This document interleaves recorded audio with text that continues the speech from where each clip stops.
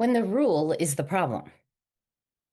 On sweet potatoes, satiety, and the difference between a structure that holds you and a structure that grades you. There's a moment that happens, often quietly, when you have been following a food plan for a long time. You're standing in your kitchen. There is a sweet potato on the counter. You are not at breakfast. The plan says you cannot have it. In some part of you, smaller than your obedience, but louder than it used to be, asks the question, why not? Not as defiance, as a real question. Why is this rule a rule? What is it actually protecting me from? What does my body think about this food, and is the rule listening? Most of us are trained out of asking that question early. Programs that work, and the one I followed work in part because they don't invite that kind of inquiry. You are on a plan or you are off. The rule is the rule. The success of the structure depends on the integrity of the structure, and the structure asks for compliance, not curiosity. Compliance gets you somewhere, I know. I lost 170 pounds inside a structure that asked for compliance, and I'm grateful for every line of it. And 9 years in, I want to talk about what compliance can quietly cost you when the rule itself was never quite right to begin with.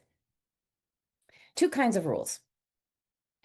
There are two very different things that can be sitting inside a food plan, and most plans don't distinguish them for you. There are biological rules. These are the ones your body could write if it could hold a pen. Avoid the substances that engage your reward system without nourishing you.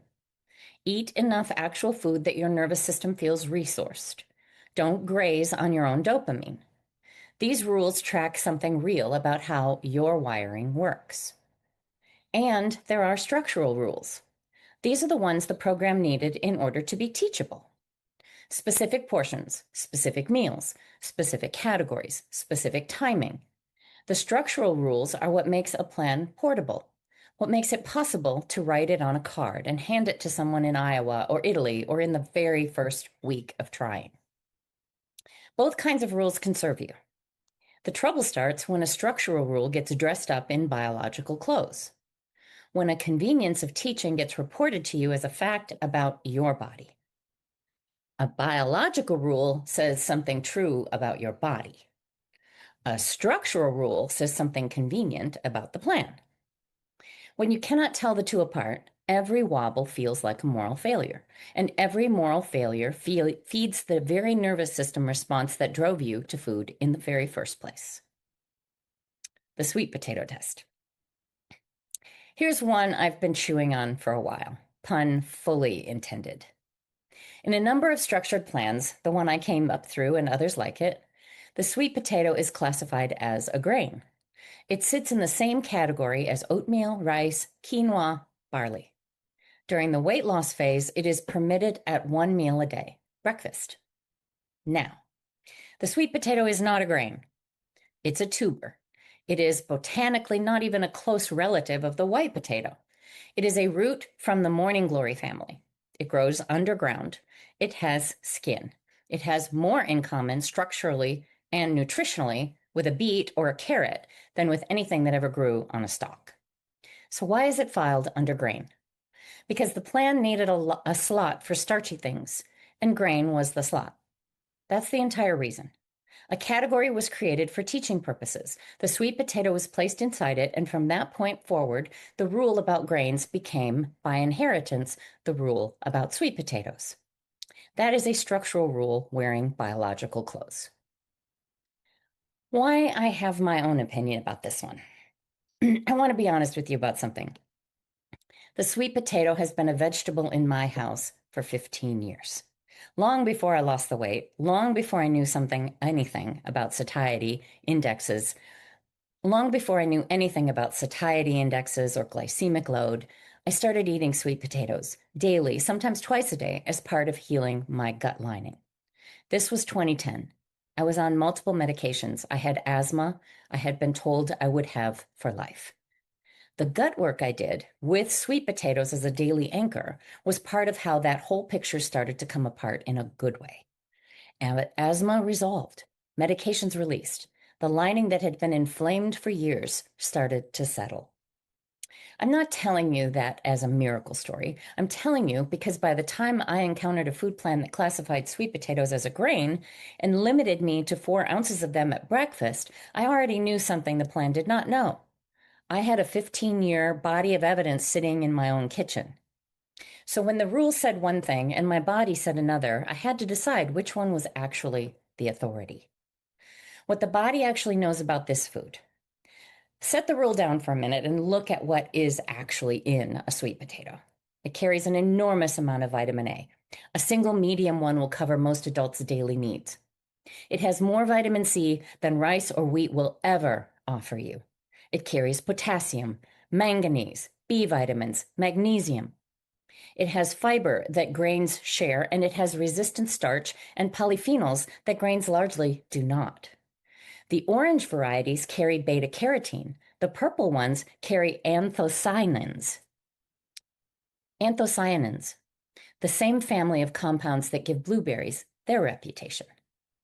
Boiled, its glycemic index is in the mid-40s, low. The same boiled sweet potato will land your blood sugar more gently than a slice of whole grain bread does. And then there is satiety. The original satiety index research done at the University of Sydney in 1995 ranked 38 foods by how full they made people feel after equal calorie servings. Boiled potatoes scored the highest of every food tested, 3 times as filling as white bread, more filling than oatmeal, more filling than rice, more filling than every grain in the study. Sweet potatoes were not separately tested in that paper, but everything we know about their composition, the water, the bulk, the fiber, the slow starch, points the same direction. This is a vegetable that fills you up, regulates your blood sugar, feeds your gut, and supplies several days worth of micronutrients in one tuber. And the rule, in the form most of us learned it, says you can have a 4-ounce serving of it once a day and only at breakfast. Nothing about your body believed that rule. Your body believed the sweet potato. The rule was an artifact of how the plan needed to be taught. The running joke in my life? People who know me well joke that I should have bought stock in sweet potatoes by now. I won't argue with them. There is nearly always one in my kitchen. There is a bag of them in my carry-on when I travel. When I went to Alaska, I brought sweet potatoes, actual sweet potatoes, not as backup, as a baseline. And I will tell you the practical reason that has nothing to do with research or nutrient density or any of it. When a portion of my dinner is sweet potato, the rest of my evening goes differently. That is the whole sentence. That is the whole reason. I am settled in a way I am not when dinner has rice or quinoa or any of the other things the plan said were equivalent. I sleep better. I'm not hunting through cupboards at 9 at night. The food noise that some of you know intimately, the kind that turns the hours between dinner and sleep into a long, slow argument with yourself, gets quiet. That is not nothing. That is enormous. And it took me years to realize that the rule about sweet potatoes was very directly costing me the thing the rule was supposed to be protecting. Why this matters more than sweet potatoes. If you're listening to this and thinking, well, this is a long way to go for a vegetable, I want to gently say it is not really about the vegetable. It is about how many of the rules you're currently grading yourself against were never actually about your body. The plans we come up through tend to mix the two kinds of rules together and present them as one fabric. Some threads in that fabric are doing real work. Some threads are scaffolding, and when you cannot tell which is which, you end up using your willpower, that finite, depletable, precious resource, to enforce structural conveniences as though they were biological truths. Then, when the structural rule slips, you feel like you slipped. The shame that follows is the same shame that drives the food seeking. The cycle closes on itself. Meanwhile, the actual biological rules, the ones that would steady you if you could hear them, get drowned out under the noise of the structural ones. This is not an argument against structure. Structure has carried me. Structure has carried thousands of people I love. Structure is not the problem. The problem is when you cannot tell the structure from the body anymore.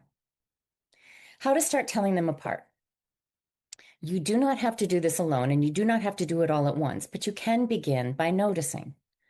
When a rule comes up, the kind of rule you have been following long enough that it feels like furniture, you can ask, is this rule tracking something my body would tell me on its own?